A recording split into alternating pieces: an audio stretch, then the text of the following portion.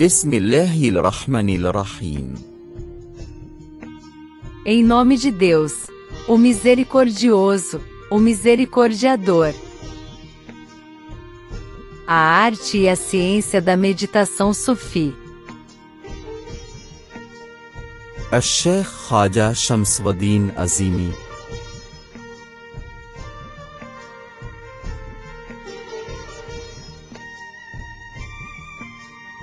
Tradução: Marina Raquel Araújo e Iqbal Ahmed Azimi.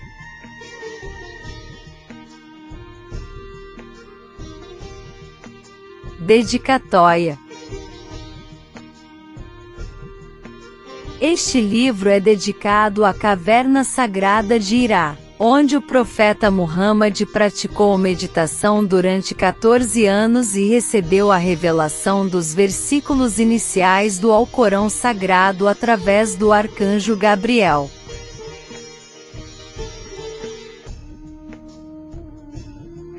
Concentração mental. Em nossa vida material, temos várias habilidades para executar diferentes tarefas. Todas são capacidades da mente consciente. Encontram-se nessa categoria a habilidade de tocar, sentir, ouvir, cheirar, ver, provar, falar, abraçar, dormir ou levantar-se e assim por diante. Vários ramos do conhecimento, como arte, música, tipografia, literatura, poesia, história, ciências e outros, também estão na mesma linha. Quando alguém quer aprender algo que ainda não sabe, a primeira coisa que deve fazer é concentrar-se na ideia de aprender aquela habilidade especial, e logo em seguida, dependendo do seu empenho, as qualidades e habilidades adormecidas vêm à superfície. O fundamental é que para transformar uma habilidade em ação é necessário em primeiro lugar concentrar-se nela. Sem concentração não há nenhuma aquisição. Quer seja intencional ou não, ela é base de toda a aprendizagem e aquisição de novas competências. Esta regra também se aplica ao despertar das capacidades espirituais. Uma vez que não estamos cientes do nosso potencial espiritual, simplesmente nem sequer tentamos nos concentrar nele. A menos que alguém tente se concentrar em seu eu interior, as suas capacidades espirituais jamais emergirão. Nós todos sabemos que se um trabalho não for realizado usando o máximo de concentração, os resultados desejados não serão alcançados, seja ele sobre educação, desporto ou espiritualidade. A concentração mental é a espinha dorsal de todas as realizações. Para se aprender é necessário um ambiente livre de distração, e quando aprendemos algo novo com o máximo de concentração, normalmente conseguimos alcançar os resultados desejados. Por outro lado, se o ambiente está repleto de distrações, nosso objetivo não poderá ser alcançado, mesmo com toda a nossa capacidade de aprender. Concentração significa focalizar a mente em um ponto para que se possa manter o foco em um único pensamento. Através disso, as forças dispersas da profundidade da mente convergem e depois chegam à superfície. A razão pela qual os reflexos da alma e sua força ilimitada permanecem latentes se deve ao poder de concentração mental, pouco usado para ativar as capacidades paranormais que existem dentro de cada um de nós. Sob a influência das emoções, pensamentos e impulsos, a mente está constantemente mudando de um estado para outro e nunca fica em uma única condição ou posição. Devido a um fluxo constante de pensamentos, deixamos de perceber os estados que são a fonte de nossa origem. Exemplo: as estações de rádio de todo o mundo transmitem através de ondas e cada uma tem sua própria frequência. Os aparelhos de rádio que recebem a transmissão são os receptores. Para receber as transmissões, eles devem estar sintonizados na mesma frequência do rádio. Em nossa rotina diária, quando queremos ouvir a nossa estação de rádio favorita, tudo o que temos a fazer é ajustar o interruptor para a frequência da estação de retransmissão. Quando a frequência de recepção corresponde à transmitida, conseguimos ouvir a nossa estação favorita. Todas as estações de rádio retransmitem sua programação em frequências diferentes e quando elas não combinam, não ouvimos nada. Da mesma forma, se houver interferência de qualquer espécie, tais como fenômenos meteorológicos, não conseguimos ouvir o som claramente. No caso da televisão, som e imagem são transmitidos ao mesmo tempo. Nós ouvimos o som e vemos as imagens com clareza mesmo em diferentes canais. Da mesma forma, a consciência humana é também um receptor. A informação que é armazenada no fundo da mente se transmite para a consciência através de várias formas. Algumas informações são apresentadas sob a forma de imagens, outras em forma de imaginação. Algumas são recebidas sob a forma de pensamento, enquanto outras são recebidas como som. Sabemos por experiência que os pensamentos vêm à nossa mente involuntariamente e não há um único momento na vida em que estejamos livres deles. O que não imaginamos é que a necessidade de comida e água para sanarmos nossa fome e sede é também um pensamento. E assim são as nossas necessidades para dormir ou acordar. Felicidade, tristeza e outras emoções são pensamentos também. Não só os pensamentos e imaginação, mas a visão, audição, tato, são também informações.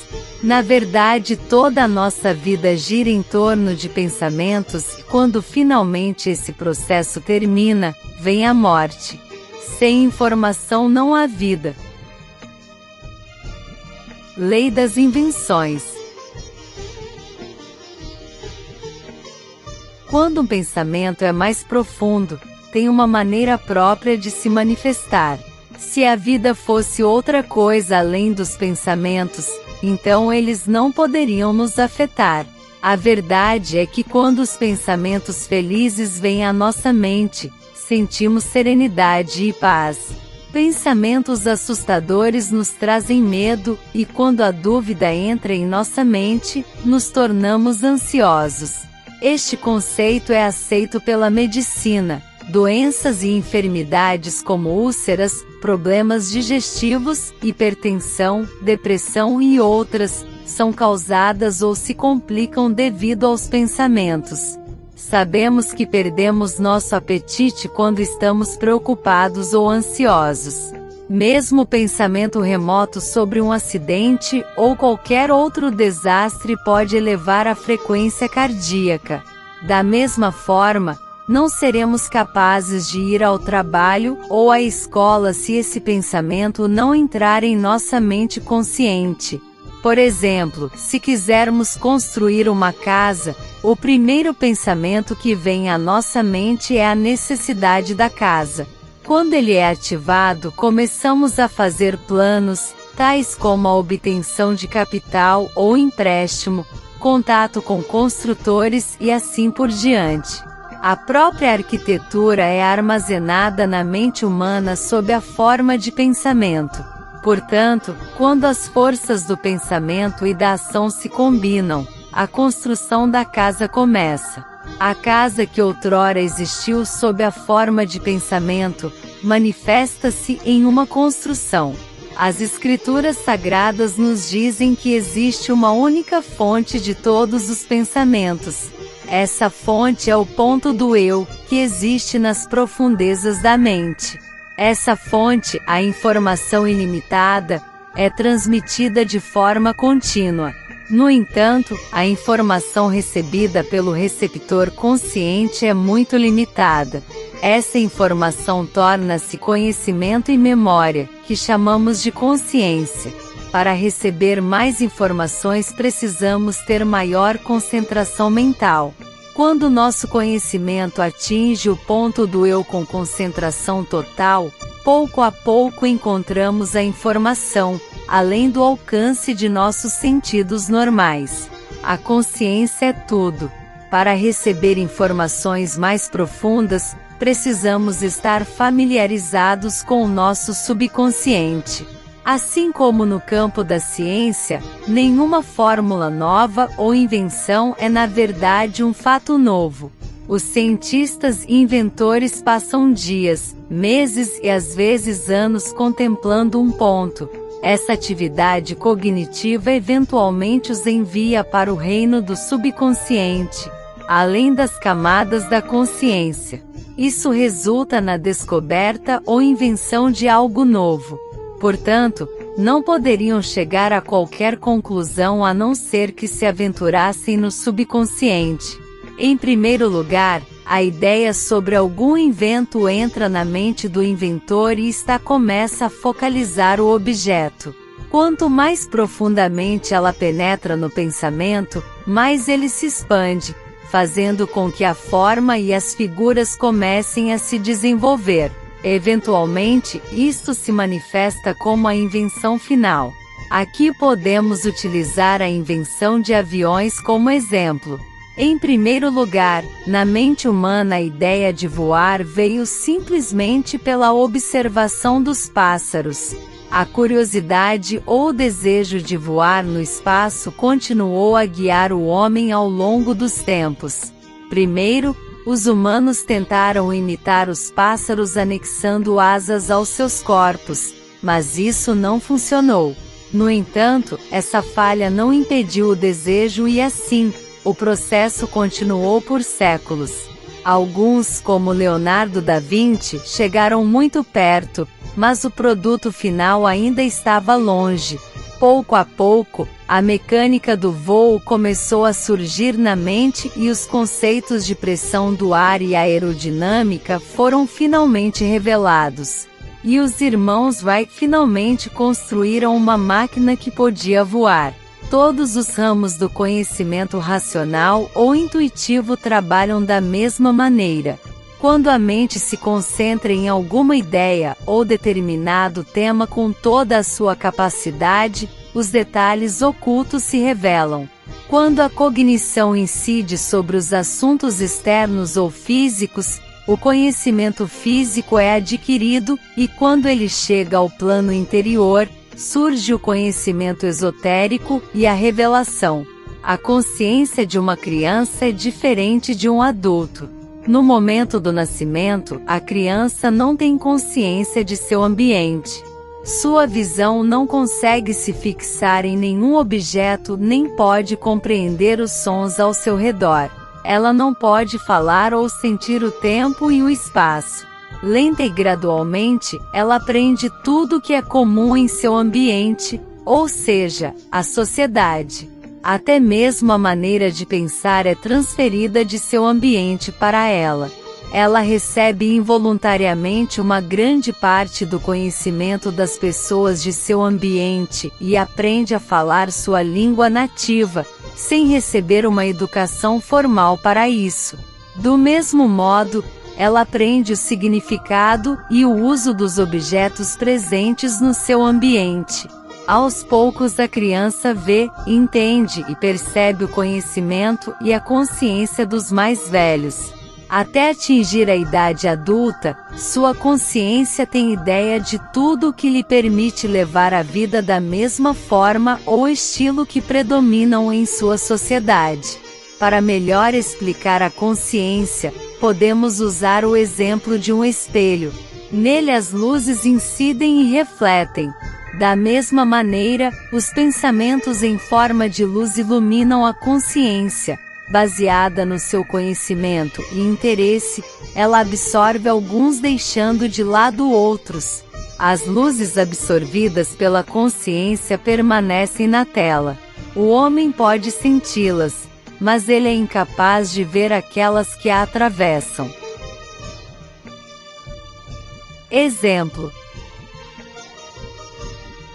Se um vidro transparente e limpo for colocado na sua frente e você não tiver consciência disso, não será capaz de vê-lo. A razão é simples: a luz passa através do vidro e não há reflexo. Como não há reflexo, os olhos não podem ver. Você deve ter visto pessoas que caminham para as portas de vidro e só percebem depois de se chocarem contra elas. A consciência tem uma capacidade natural que, quando focada em um objeto, começa a absorver as suas luzes. Estas luzes, então desconhecidas, tornam-se decodificadas, uma vez que são compreendidas.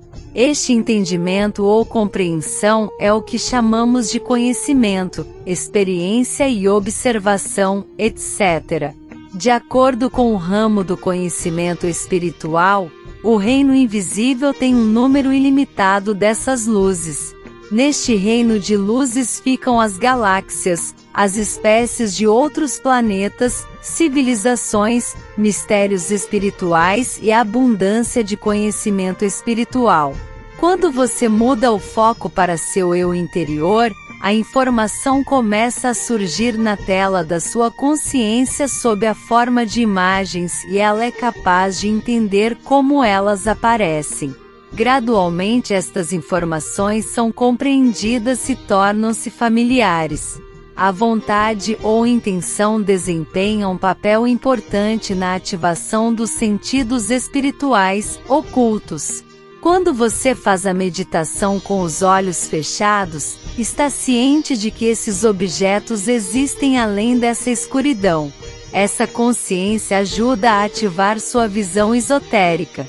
No começo você fica frustrado, mas com a prática constante, o seu desejo ou intenção é colocado em movimento e com os olhos fechados, você é capaz de ver o reino invisível assim como vê o mundo material de olhos abertos.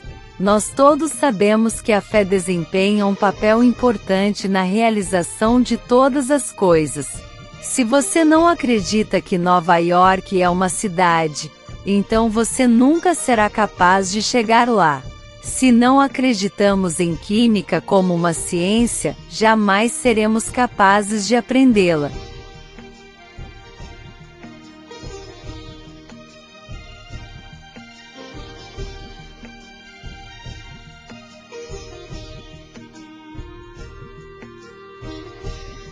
Thank you for watching. Don't forget to comment and subscribe.